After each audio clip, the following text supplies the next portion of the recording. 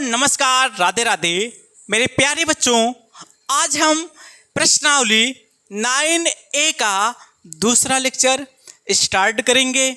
तो आइए देखते हैं इसमें क्वेश्चन नंबर 8 से।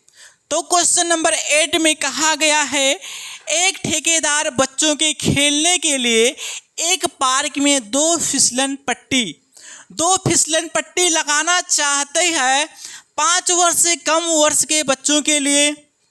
वह ऐसा फिसलन पट्टी लगाना चाहती है जिसका शिखर 1.5 मीटर है और भूमि के साथ 30 अंश के कोण पर झुका हुआ है, जबकि इससे अधिक उम्र के बच्चों के लिए वह 3 मीटर की ऊंचाई की फिसलन पट्टी लगाना चाहती है जो 60 अंश का कोण बनाती है। प्रत्येक स्थिति में फिसलन पट्टी की लंबाई क्या होनी चाहिए? तो बच्चों आइए देखते हैं। सबसे पहले हम 5 वर्ष से कम बच्चों के लिए एक फिसलन पट्टी बनाते हैं। चलिए 5 वर्ष से कम बच्चों के लिए एक फिसलन पट्टी बनाते हैं। चलिए यहाँ पर हम एक फिसलन पट्टी बनाते हैं। ये क्या हो गया? यही बच्चों फिसलन पट्टी है। बच्चे यहाँ ऊपर बैठते हैं, नीचे आते हैं, यही क्या हो गया? फिसलन पट्टी है। और यह कितने ऊंचाई पर हो? 2.5 मीटर की ऊंचाई पर। बच्चों नहीं, यह कितनी ऊंचाई पर है? इसका जो शिखर है वह कितनी ऊंचाई पर है? 1.5 मीटर की ऊंचाई पर है। 1.5 मीटर की ऊंचाई पर है। चलिए ठीक है। और यह जमीन के साथ कितने अंश का कोण बनाता है? 30 अंश का कोण बनाता है। यह जमीन के साथ कितने अंश का कोण बना रहा है? 30 अंश का कोण बना रहा है। तो पूछा क्या गया है, इस फिसलन पट्टी की लंबाई क्या होगी? यह 5 वर्ष से कम वर्ष के बच्चों के लिए है। 5 वर्ष से कम आयु के बच्चों के लिए है। यह 5 वर्ष से कम।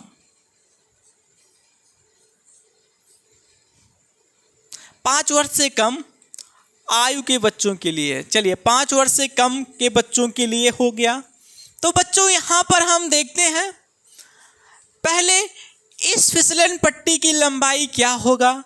वैसे इसमें क्या दिया है? लंब दे रखा है, कोण दिया गया है, हमें कर्ण का मान ज्ञात करना है।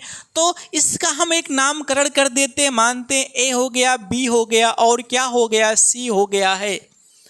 तो त्रिभुज समकोण त्रिभुज ए बी सी में हम क्या ले लें? साइन अगर लेते हैं तो लंब बटे क्या होगा? कर्ण होगा। तो चलिए साइन थीटा ले लेते हैं। साइन कितने अंश? 30 अंश बराबर क्या हो जाएगा बच्चों? साइन बराबर होता है लंब बटे क्या होता है? कर्ण। तो BC बटे क्या हो जाएगा? BC बटे हो जाएगा AC। बच्चों साइन 30 अंश का मान कितना होता है? 1/2 होता है। साइन 30 अंश का मान 1/2 हो गया बराबर BC का मान दिया है 1.5 मीटर।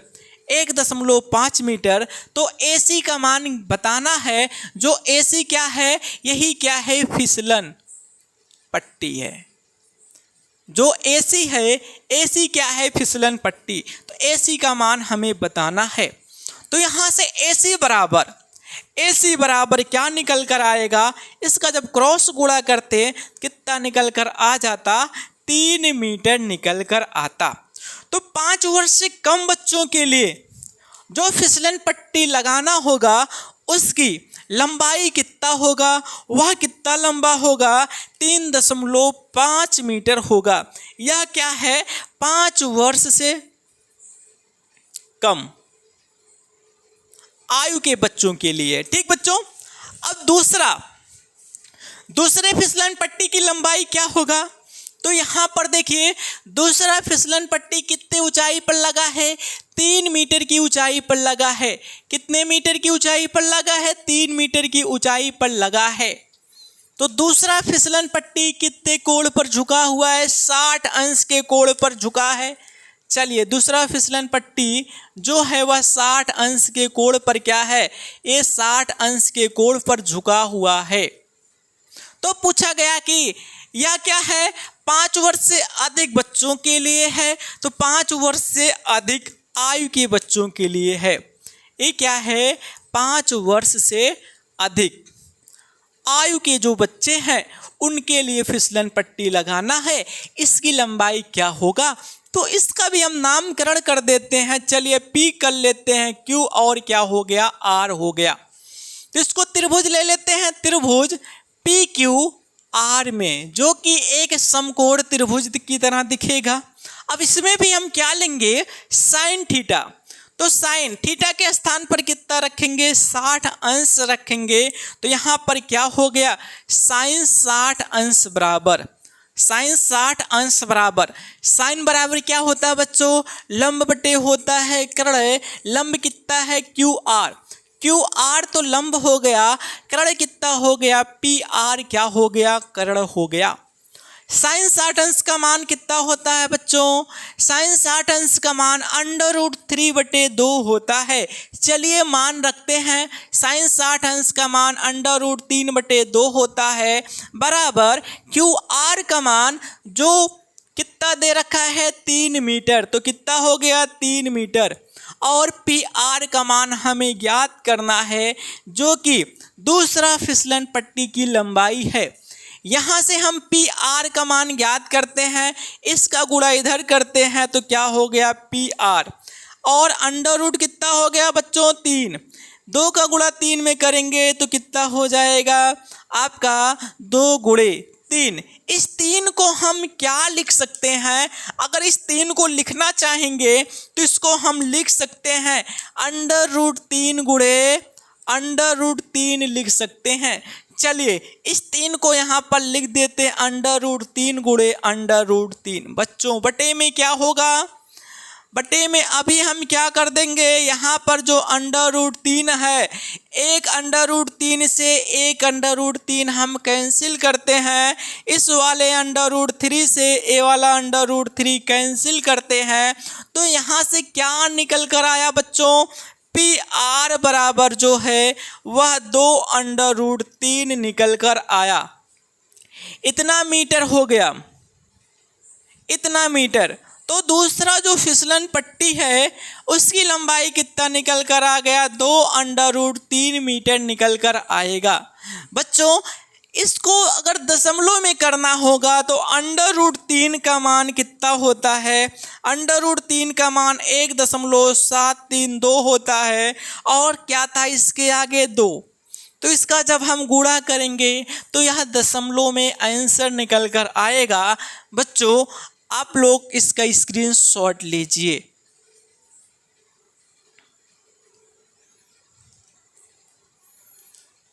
बच्चों 9वां क्वेश्चन है, 60 मीटर ऊंची किसी पहाड़ की चोटी से किसी मीनार की चोटी और आधार को अवनमन कोण क्रमशः 30 अंश और 60 अंश है।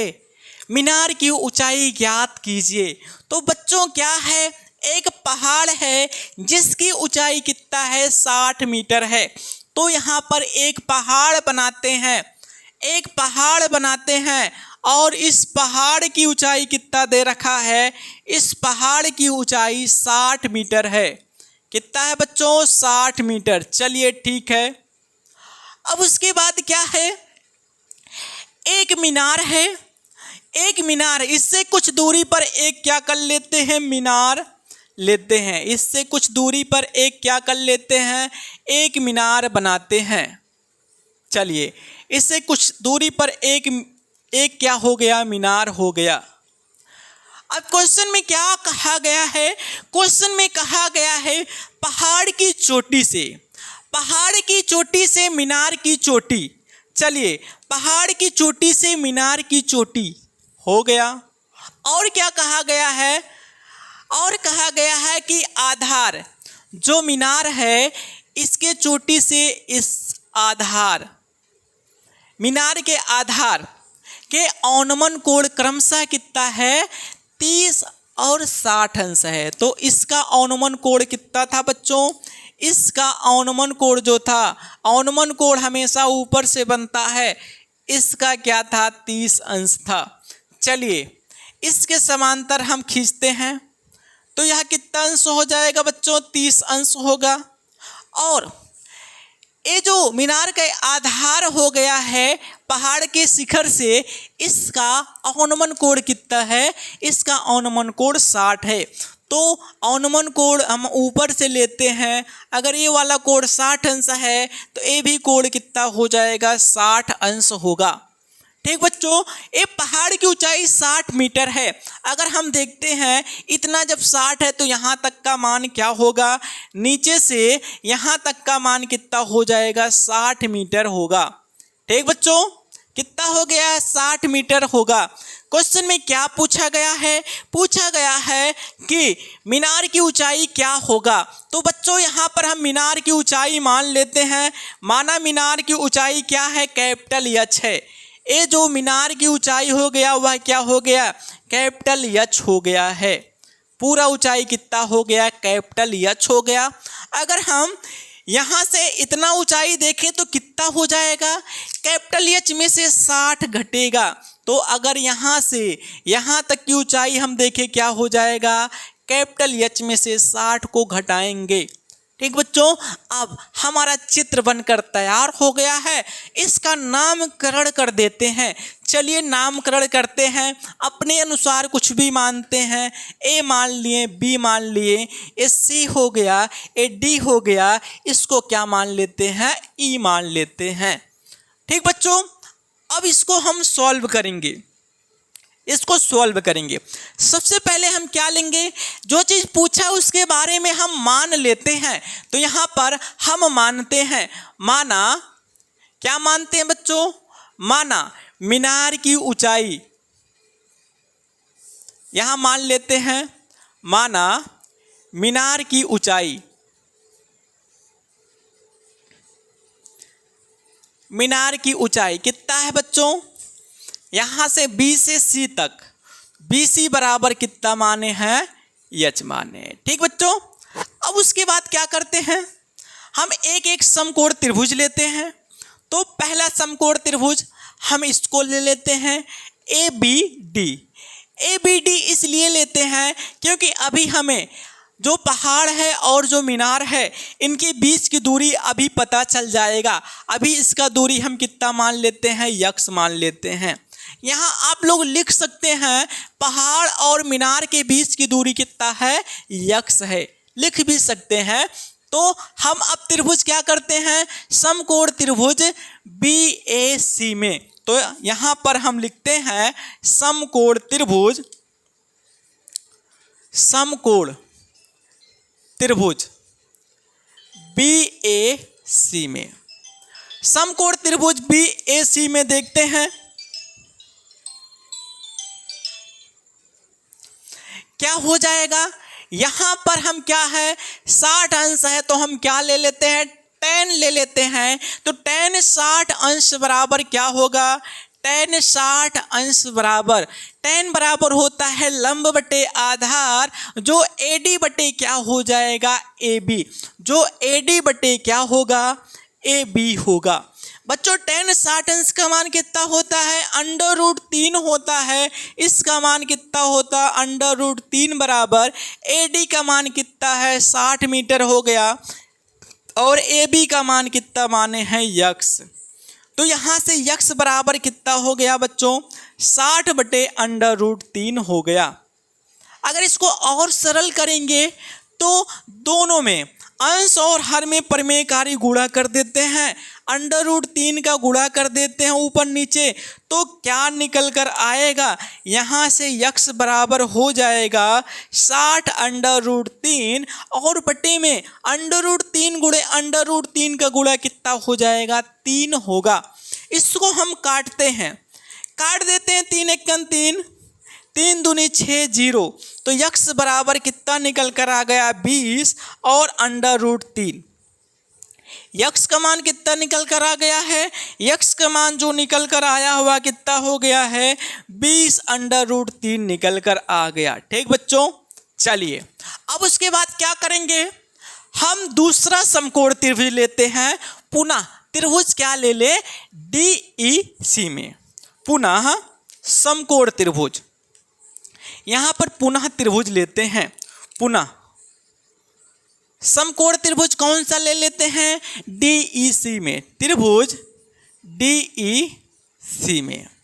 अब इसमें भी हमें क्या लेना पड़ेगा, tan 30 अंश। क्या tan 30 अंश, तो tan 30 अंश बराबर क्या हो जाएगा, tan 30 अंश बराबर, तो tan बराबर होता है लंब बटे आधार होता है। लंब कितना हो गया, EC लंब हो गया, EC लंब हो गया, आधार DE होगा, DE क्या हो गया, आधार हो गया है। tan 30 अंश का मान कितना होता है बच्चों, 1/√3 होता है। चलिए ठीक है, 1/√3 होता है। EC का मान कितना है, यहाँ से EC का मान कितना कर दिए हैं, H माइनस कितना हो गया है 60, H माइनस कितना हो गया है 60। ठीक है, अब बटे में क्या है, DE का मान, तो DE बराबर किसके है, AB के, जो क्या हो जाएगा बटे में यक्स होगा। तो बच्चों यहाँ पर यक्स का मान हम निकाल लिए हैं, तो यहाँ पर यक्स का मान रख देते हैं।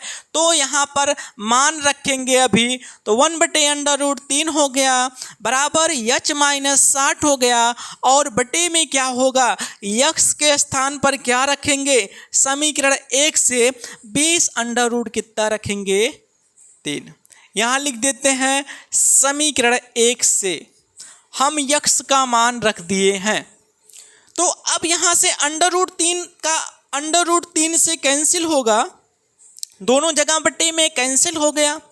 2 का गुणा इसमें 1 में, 20 का गुणा 1 में करेंगे तो क्या हो गया, 20 बराबर H माइनस कितना हो गया, 60 हो गया।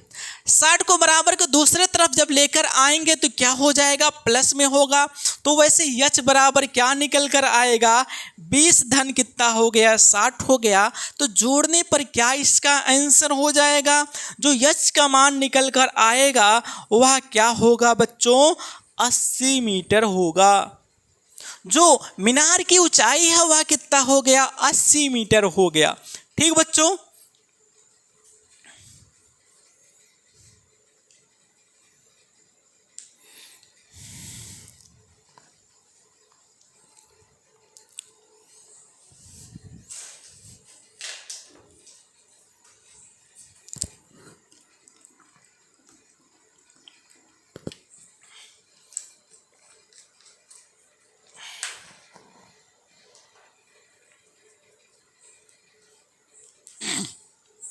बच्चों 10वां क्वेश्चन देखते हैं। क्वेश्चन में कहा गया है भूमि से 60 मीटर ऊंचाई पर एक पतंग उड़ रही है।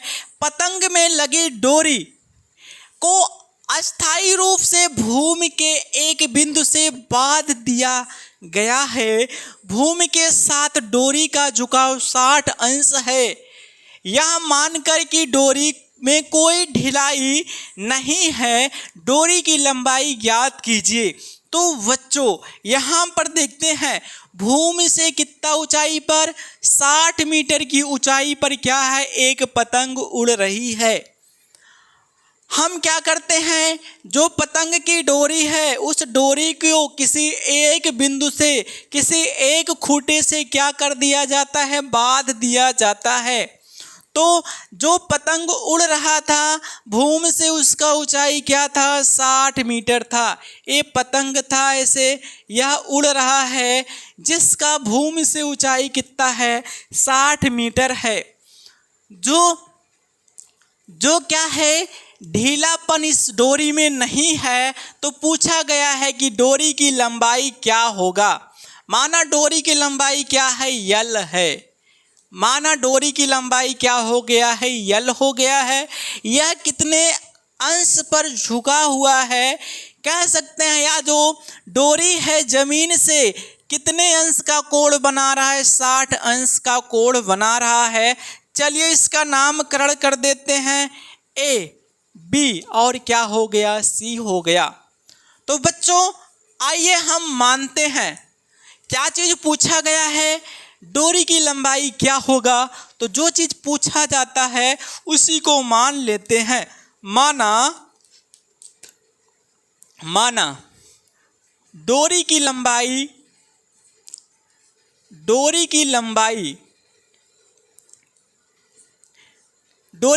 क्या है, AC बराबर क्या है, L। तो समकोण त्रिभुज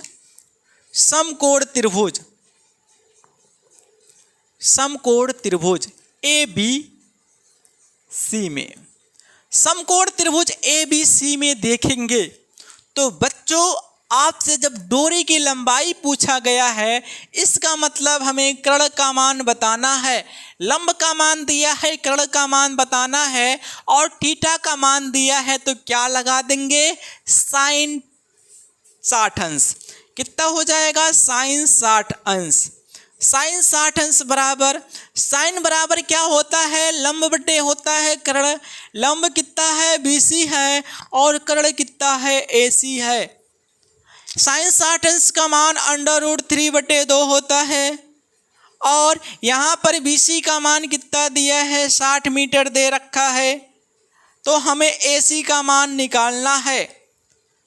अब यहाँ से अगर हम AC का मान देखें तो AC बराबर कितना हो जाएगा, 2 का गुणा हम 60 में करेंगे तो कितना हो जाएगा, 120। और जो यहाँ पर √3 ऊपर है, बराबर के दूसरे तरफ आएगा तो बटे में क्या हो जाएगा, √3। अब बच्चों जब हर में √3 आ गया है तो इस √3 को हटाने के लिए हम परिमेयकारी गुणा कर देते हैं। तो परिमेयकारी गुणा कितने से करेंगे, √3 से नीचे, √3 से ऊपर गुणा करना पड़ेगा। अब यहाँ से AC बराबर क्या हो जाएगा, AC बराबर हो जाएगा 120 √3, और बटे में क्या हो जाएगा, 3। इसको हम काटते हैं, 3 से कटेगा तो 3 एकम 3 हो गया, 3 चौक 12 हो गया, तो यहाँ से 40 √3 आएगा। तो AC बराबर कितना हो गया, 40 √3 मीटर। तो बच्चों डोरी की जो लंबाई हो गया वह कितना हो गया, 40 √3 मीटर। ठीक बच्चों, तो आप लोग इसको नोट करिए। बच्चों 11 नंबर क्वेश्चन है। क्वेश्चन में कहा गया है, एक हवाई जहाज से किसी सड़क पर एक ही ओर स्थित 2 गांवों के बीच अवनमन कोण क्रमशः 45 और 60 अंश देखे गए। यदि गांवों के बीच की दूरी 2 किलोमीटर हो तो हवाई जहाज की ऊंचाई ज्ञात कीजिए। तो बच्चों क्या है, 2 गांव है जो कि सड़क के एक तरफ क्या है, स्थित है। एक सड़क है, सड़क के एक ही ओर स्थिति क्या है, 2 गांव हैं। दोनों गांव के बीच की दूरी क्या है, 2 किलोमीटर है। और क्या है, कुछ ऊंचाई पर एक क्या उड़ रहा है, जहाज उड़ रहा है। एक क्या उड़ रहा, हवाई जहाज क्या कर रहा है, उड़ रहा है। ठीक बच्चों, एक हवाई जहाज क्या कर रहा है, उड़ रहा है। अब यहाँ पर अगर हम देखते हैं, हवाई जहाज से देखा जाता है कि सड़क के एक ही ओर क्या है, 2 गांव हैं। 2 गांव हैं, एक ही ओर क्या है, 2 गांव है। और इनका जो अवनमन कोण था, वह पहले कितना था, वह पहले 45 अंश था। लेकिन यहाँ पर जब देखते हैं तो अवनमन कोण कितना हो जाता है, 60 अंश हो जाता है। तो यहाँ पर 45 अंश हो गया। ए वाला कोण कितना बनेगा बच्चों, 60 अंश बनेगा। तो आपसे पूछा क्या गया है कि ये जो हवाई जहाज है वह ज़मीन से कितनी ऊंचाई पर उड़ रहा है। माना हवाई जहाज की जो ऊंचाई है वह कितना है, h है। हवाई जहाज की ऊंचाई कितना है, h है। दोनों गांव के बीच की दूरी 2 किलोमीटर है। चलिए ठीक है। अब यहाँ से यहाँ के बीच की दूरी क्या मान लेते हैं हम, x मान लेते हैं। x हो गया। बच्चों इसका नामकरण कर देते हैं। चलिए नामकरण करते हैं, तो ए कर लेते हैं, इसको बी करते हैं, इसको सी करते हैं, और एक क्या हो गया, डी हो गया है। अब यहाँ पर जो चीज़ पूछा है उसके बारे में हम मानते हैं। तो माना हवाई जहाज की ऊंचाई, माना हवाई जहाज की ऊंचाई, जहाज की ऊंचाई कितना मानते हैं बच्चों, बी सी बराबर एच। कितना हो गया है, बी सी बराबर एच हो गया है। अब समकोण त्रिभुज, तो इसमें दो समकोण त्रिभुज बन रहा है। एक तो हमारा ये छोटा वाला बन रहा है जो 60 अंश के साथ कोण बनाता है, दूसरा वाला ये बड़ा बन रहा है जो 45 अंश के साथ कोण बनाता है। तो समकोण त्रिभुज ए, या ऐसे ले लेते हैं डी बी सी में, पहले देखते हैं डी बी सी में। ठीक बच्चों, अब यहाँ पर क्या लेते हैं, tan 60 अंश बराबर, क्या, tan 60 अंश बराबर, tan बराबर होता है लंब बटे आधार, तो BC बटे क्या हो जाएगा, BD होगा। tan 60 अंश का मान कितना होता, √3 होता है। BC का मान कितना माने हम, यच माने हैं, और BD का मान कितना माने हैं, यक्स माने हैं। ठीक बच्चों, यहाँ से यक्स का मान निकालते हैं, तो यक्स √3 बराबर कितना हो गया, यच हो गया। ठीक बच्चों, अब यहाँ पर दूसरा त्रिभुज लेते हैं, पुनः त्रिभुज कौन सा ले लें, बड़ा वाला ABC में, त्रिभुज ABC में, त्रिभुज ABC में जब लेते हैं तो इसमें भी tan 45 अंश बराबर लेते हैं। tan 45 अंश बराबर, tan 45 अंश बराबर, तो tan बराबर क्या होगा, लंब जो BC हो गया, और आधार क्या है, AB है, AB आधार हो गया। यहाँ से tan 45 अंश का मान कितना होता है, 1 होता है बच्चों। यहाँ BC हो गया। AB को कैसे लिख सकते हैं, AB को अगर हम लिखना चाहेंगे तो AD प्लस DB लिख सकते हैं। क्या लिख सकते हैं, AD प्लस DB लिख सकते हैं। यहाँ से सबका मान रखते हैं। BC का मान कितना, यच हो गया, और AD का मान 2 हो गया, और DB का मान कितना हो गया, यक्स हो गया। इसका इसमें गुणा करते हैं तो क्या हो जाएगा, 2 + यक्स बराबर यच हो गया। ठीक बच्चों, यहाँ से हम यक्स का मान निकाल लेते हैं, तो यहाँ से जब यक्स का मान निकालेंगे तो क्या हो जाएगा, यच बटे √3। इसको समीकरण 1 मानते हैं। इसको समीकरण हम क्या मान लेते हैं, 2 मान लेते हैं। बच्चों आगे देखते हैं, समीकरण 2 में 1 का मान रखने पर, समीकरण 2 में